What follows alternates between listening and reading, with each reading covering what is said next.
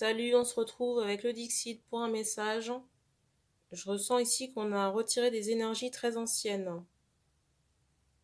Énergie, j'entends ancestrale, polluante également, qui étaient très accrochées sur des personnes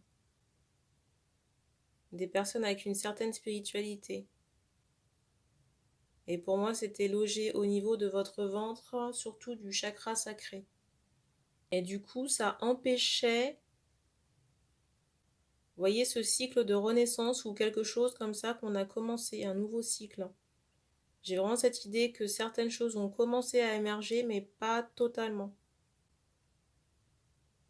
Parce qu'il y avait encore ces énergies ancestrales négatives, obsolètes. Donc si vous vous reconnaissez dans ce que je viens de dire, la guidance est pour vous.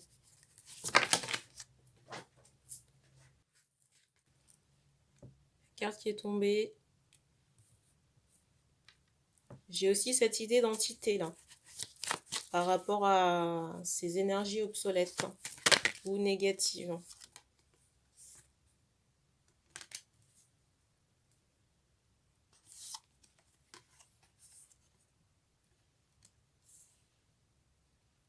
Et peut-être aussi que ça altérait votre jugement, votre personnalité. Vous voyez, j'ai un peu, comment dire, j'allais dire deux salles, deux ambiances. Un côté bon, sage, positif, et de l'autre côté, beaucoup de colère ou d'angoisse. Même s'il faut un tout pour être équilibré. Mais on me montre quand même cette idée de parasite dans le décor, dans votre sagesse, et peut-être même dans vos perceptions médiumniques, pour les personnes concernées.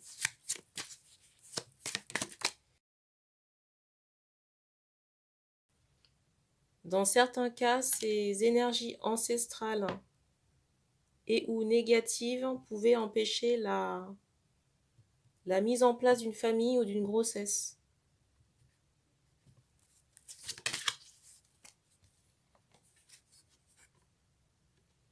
J'ai vraiment ce ressenti d'un travail ou d'une entité ou peut-être d'un combo de tout ça, très ancien, mais qui appartient à la lignée, à un de vos ancêtres, mais que vous portiez sur vous.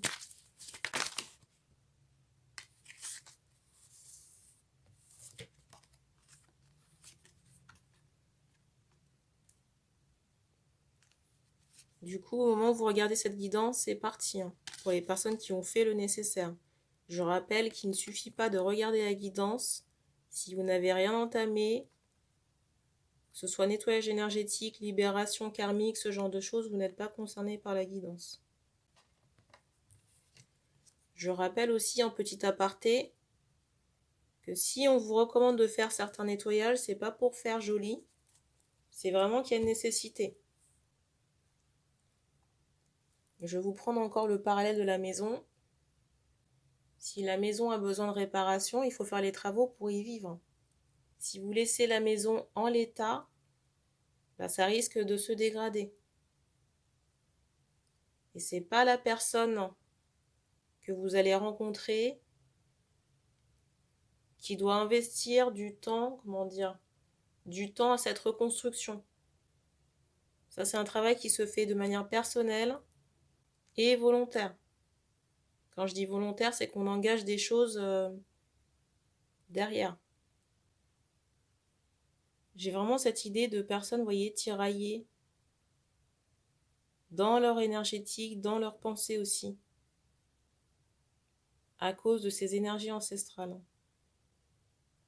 Et pour moi, c'était très plombant chez vous. Très plombant chez vous, pas la possibilité d'évoluer, de bouger, peut-être même de voyager. J'ai aussi beaucoup cette idée, vous voyez, de sacrifice. Un peu comme si vous subissiez la vie. Dans certains cas, j'ai cette idée où vous pouviez être rejeté des autres personnes, parce que considéré comme trop différent. Ou alors avec cet aspect peut-être agressif, qui pouvait s'en ressentir dans vos énergies.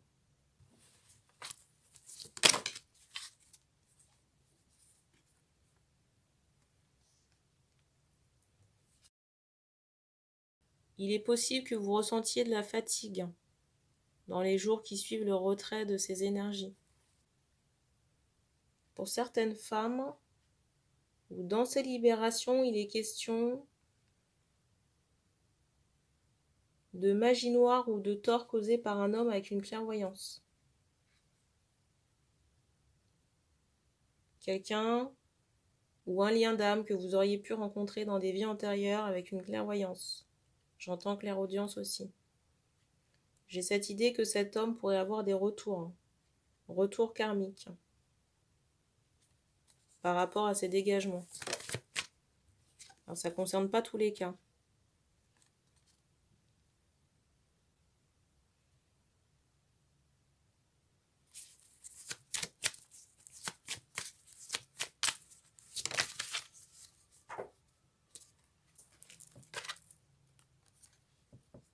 La carte qui est tombée, on vous conseille aussi de nettoyer votre maison. Dans le cas où vous avez subi des nuisances par rapport à ce lien d'âme éveillé, dans les vies antérieures. Quand j'y ai éveillé, c'est avec cette clairvoyance. Et qu'il y aurait eu des nuisances. J'ai l'impression qu'on a pu subir à cause de cette malveillance beaucoup d'échecs sentimentaux.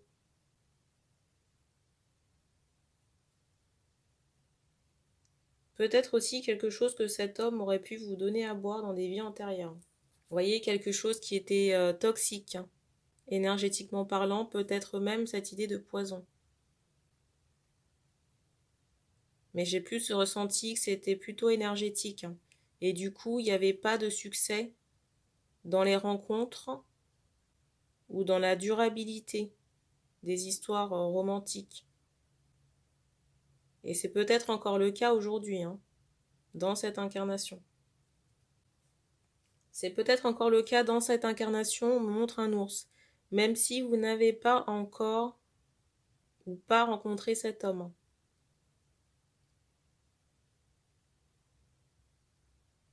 Alors l'ours, ça peut être un symbole associé à cet homme.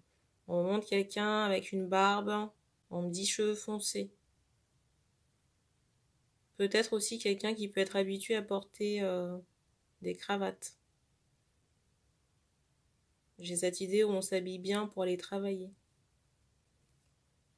Et il est possible que cet homme, alors je ne sais pas si c'est dans cette incarnation, mais que cet homme ait perdu, vous voyez, à la suite de cette malveillance ou ces malveillances énergétiques, sa clairvoyance. On me montre qu'à l'origine, cet homme avait des capacités peu communes, assez acérées, mais que ça a été mal employé. Et du coup, vous voyez, on me montre comme une cicatrice au niveau du 3e œil.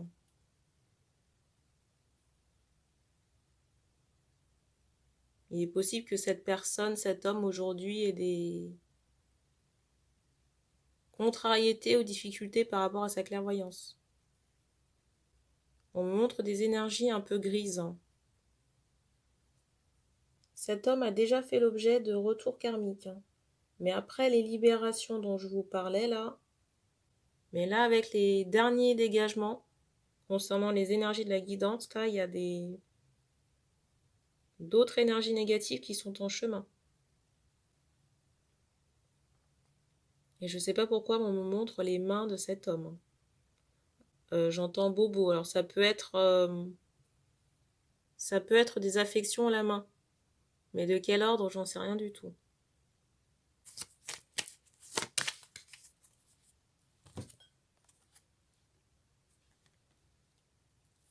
Et j'ai cette idée de libération pour les personnes qui sont concernées par la guidance, pour les femmes.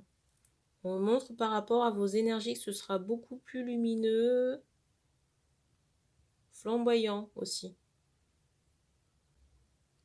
Je ressentais quand même un parasite, mais pour moi, ça n'est pas quelqu'un ou une entité, mais plutôt, vous voyez, cette incapacité à trouver quelqu'un sur le plan sentimental.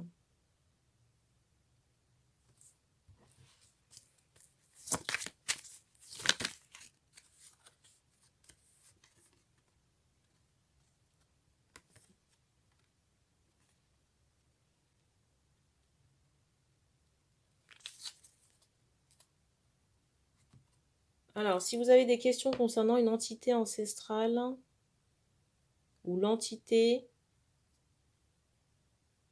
on me montre que par rapport à l'entité ancestrale, il y a eu un retour, un départ. Pour moi, l'entité était logée ou là depuis très longtemps. Mais on me montre que c'était lié à un rituel ingéré.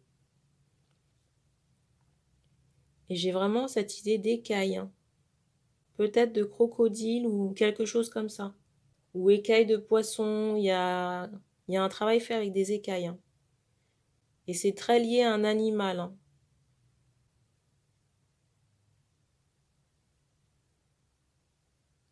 Mais pour moi, c'est très ancien, ce travail. Et on me montre que ça a été neutralisé.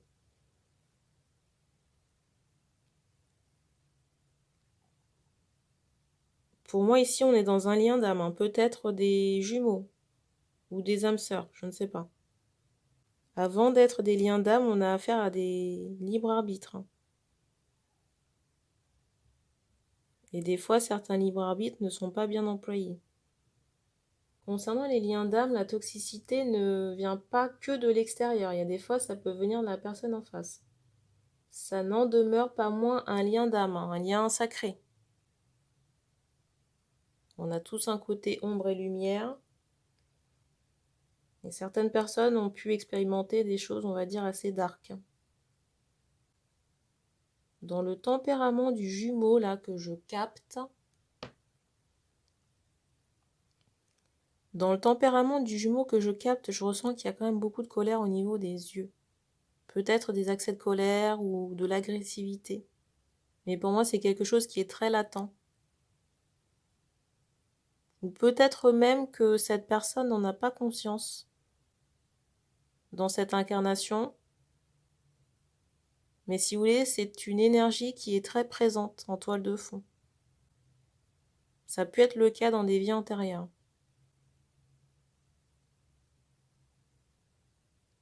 J'ai un peu cette idée, vous voyez, de quelqu'un qui traîne des casseroles. Casseroles inconscientes ou invisibles. Mais on me montre aussi cette idée de livre de la vie ou livre karmique. Livre karmique où tous les faits, vous voyez, sont recensés. Et j'ai l'impression qu'il y a beaucoup de casseroles. Nuire à la personne en face, c'est pas seulement nuire en face, mais aussi se bloquer soi-même. Surtout, vous voyez, si on est dans des liens de flammes jumelles. Je ressens encore chez ce jumeau qu'il y a eu des liens avec le bas astral très forts. Peut-être qu'il y a encore des résonances ou des connexions aujourd'hui. Alors, je dirais pas le diable, mais vous voyez, des entités très noires. Et j'en ressens une très grosse. Vous voyez, un peu comme il y a les archanges dans le haut astral. Mais j'ai ce même ressenti, mais pour le bas.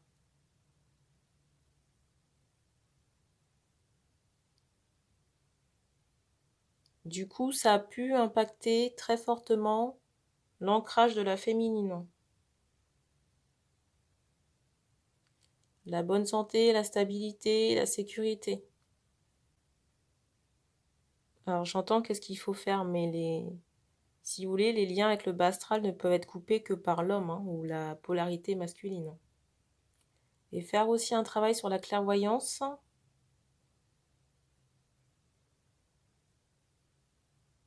Parce que dans les vies antérieures, dans les vies antérieures, cette clairvoyance était associée au bas. Donc il y a tout un ménage ou un nettoyage du troisième œil à faire. Et du chakra coronal. Pour les personnes qui se reconnaîtraient dans la polarité masculine.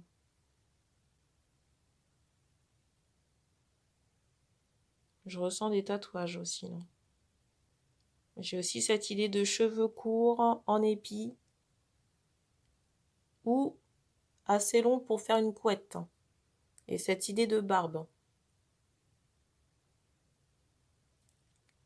Alors, j'ai des questions concernant les motivations de cette colère. Qu'est-ce qui a pu déclencher ça?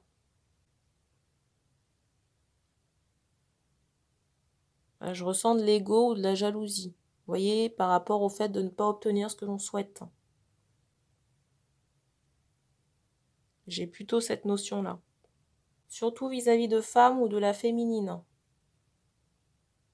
Parce que je rappelle quand même que même si on est en parcours de flamme jumelle, il y a d'autres connexions. D'autres âmes sœurs. On a terminé pour la guidance, donc merci d'avoir regardé cette vidéo. Vous pouvez commenter si vous le souhaitez. Et on se dit à bientôt.